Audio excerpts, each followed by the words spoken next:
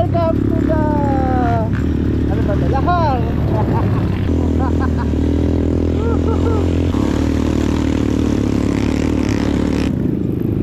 Hey!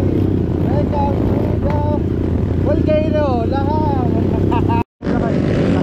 Pulubog yung motor.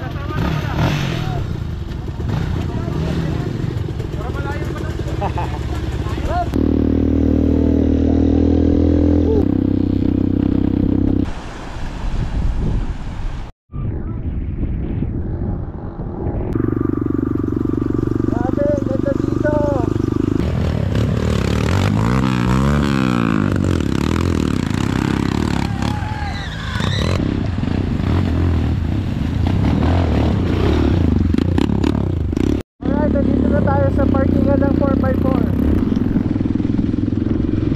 Hey! Ay, 4x4. Alright, kung muna tayo. Nandito na tayo sa boundary ata ng Tarlac and Zambales to. Inaantay lang yung mga organizers doon to coordinate with the Zambales group or organization kasi naniningil pa rin sila.